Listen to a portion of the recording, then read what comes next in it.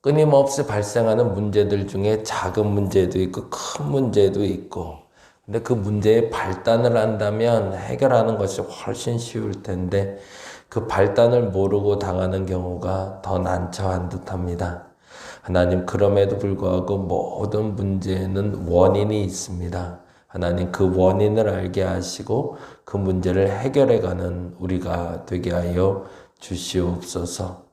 제일 소중한 시간들은 그 문제를 해결한 후에 그 해결한 자리에서부터 시작하는 것일진데, 그 찝찝하게 해결되지 않은 문제의 자리에서 끊임없이 살아가는 우리 되지 말게 하여 주옵시고, 내게 발생하는 소소한 문제부터 큰 문제까지 원인부터 제거하고 그리고 치러야 될 대가를 치르고 벗어나게 하여 주시옵소서.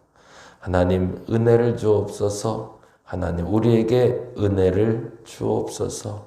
그것이 은혜인 줄 믿사오니 그 은혜대로 살아갈 수 있는 용기와 결단과 자유를 허락하여 주시옵소서.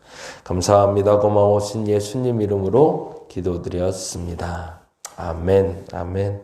오늘은 창세기 33장 18절에서 34장 17절까지 보는 날인데, 34장 1절에서 7절까지만 잠시 보도록 합니다. 34장 1절에서 7절.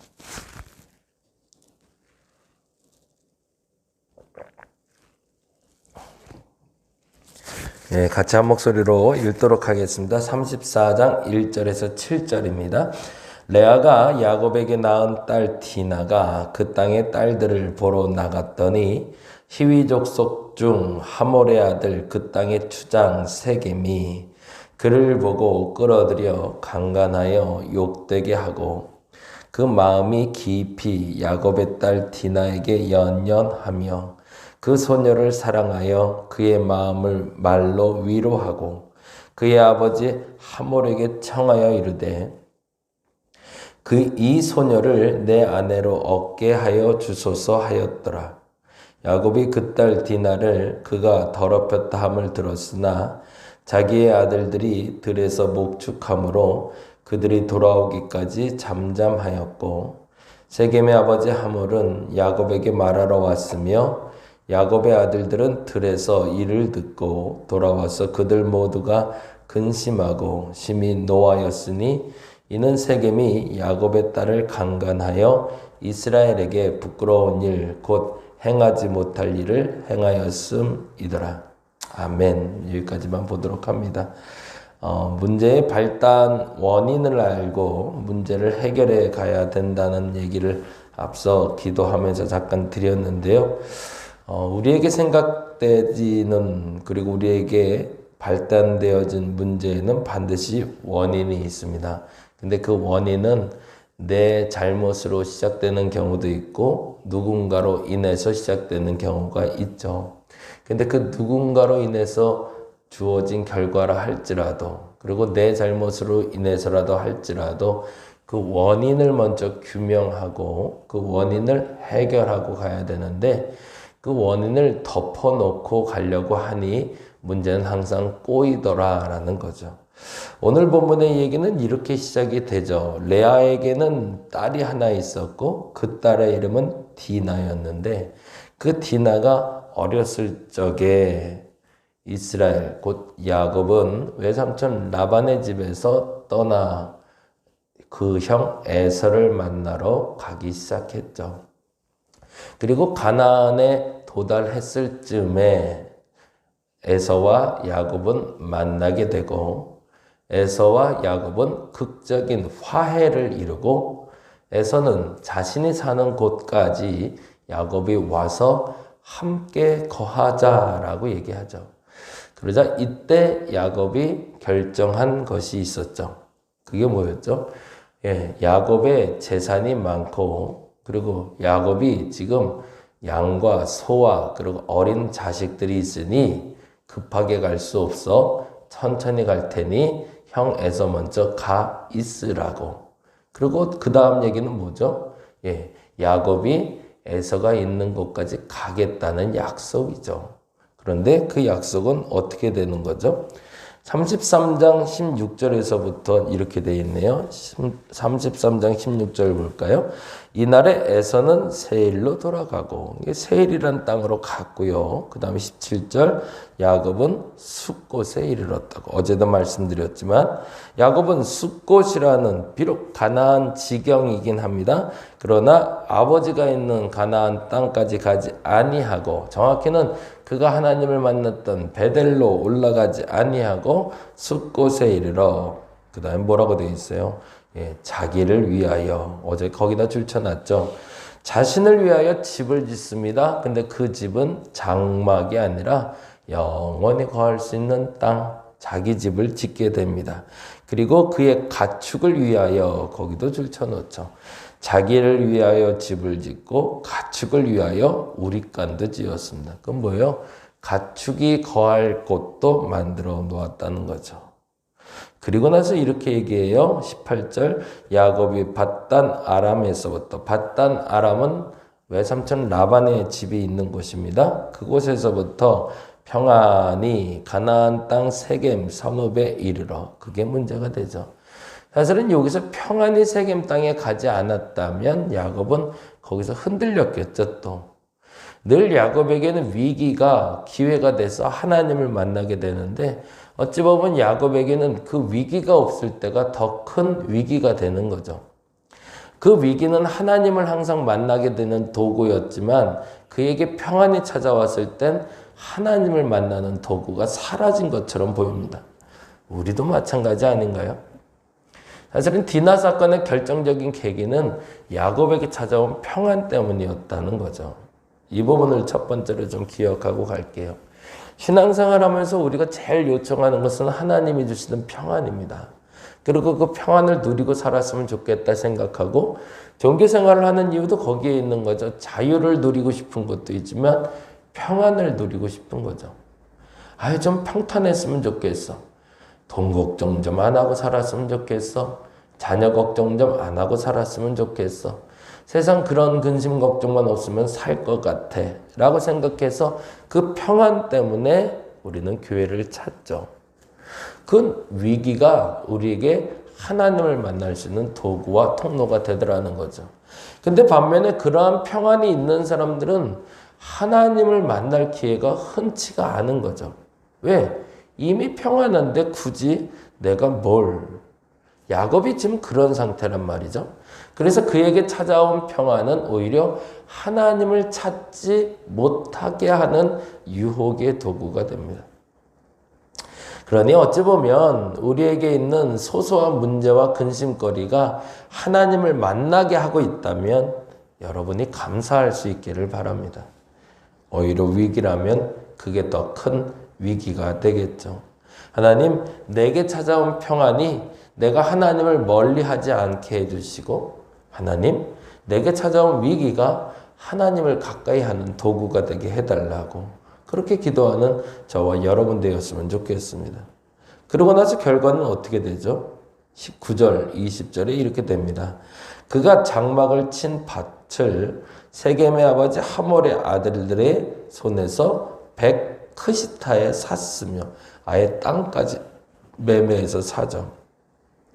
그리고 나서 아주 중요한 단어가 나와요. 거기에 제단을 쌓고 그 이름을 엘로헤 이스라엘이라 불렀더라. 그리고 예배를 드려요. 그럼 뭐예요? 잘한 건가요? 근데 여기서 우리가 오해하지 말아야 될 게 있어요. 어제도 성경 공부하면서 얘기했는데, 베델레에서 야곱이 행했던 것처럼 바벨이라는 곳에서도 비슷한 일이 벌어져요. 하나님이 먼저 약속하신 게 있어요. 흩어짐을 면하라는 거죠. 너희가 둘이 한 몸을 이룰지로다. 너희서 떠나지 말고 흩어지지 말고 하나 되라 라고 얘기하셨단 말이죠. 그래서 바벨에 올라간 사람들은 흩어짐을 면하기 위해서 바벨탑을 쌓아요. 근데 거기에 매우 중요한 요소가 들어있어요. 하나님이 하라는 것을 하고 하나님이 하지 말라는 것을 안 하면서 흩어짐을 면했다면 바벨은 영원했을 겁니다. 근데 왜 바벨이 흩어지게 되었을까요? 결론적으로는 그들이 흩어짐을 면하긴 했지만 하나님이 하라는 대로가 아니라 하나님이 하지 말라는 대로 흩어지지 않았기 때문이죠. 왜 데라가 가나안을 가고 하나님이 약속한 땅에 갈 수 있는 기회를 잡았음에도 불구하고 믿음의 조상이 되지 못했을까요? 데라는 길을 떠나긴 했지만 하나님의 뜻을 짐작해서 알고는 있었지만 그가 원하던 땅에 머물러 섰기 때문에 그렇습니다. 그래서 하란에 머물며 205세에 데라는 거기서 세상을 떠나게 되죠. 마찬가지로 야곱이 지금 예배를 드리고 있는 장면을 보면서 잘한 거 아니야? 평안을 얻었으니 하나님께 예배하고 이곳에 살겠다고 하는 게 뭐가 문제야? 라고 말할 수 있죠. 그 부분만 보자면. 근데 여기서 문제는 뭐죠? 하나님이 하라는 것은 안 하고 예배 드리는 게 문제인 거죠. 우리의 삶의 두 번째로 기도 제목입니다. 내가 지금 예배 자리에 나와서 예배하는 게 더 중요한 게 아니더라는 거죠. 난 주일 예배 드리고 있는데? 왜 난 11조 하고 있는데? 난 감사도 하는데? 심지어 봉사도 하는데? 이것저것 열심히 하는데? 뭐가 문제라는 거야? 그리고 내 삶은 평안한데? 라고. 근데 거기서 중요한 요소가 하나가 빠졌죠. 하나님이 하라는 것은 하고 있는지. 정작 기본적으로 정해진 틀대로는 살아가고 있어도 그 틀 속에서 진짜 하나님이 원하는 삶이 무엇인지를 알아 그 삶을 살고 있을 때 그 예배가 살아나는 것이고 그 예배의 의미가 있는 거죠. 근데 여기 지금 야곱이 예배드리는 엘헬로의 이스라엘에는 하나님은 없이 내가 있는 예배를 드리고 있더라는 거죠. 그리고 그 사건이 바로 디나의 사건을 시작하게 되는 결정적인 계기가 됩니다.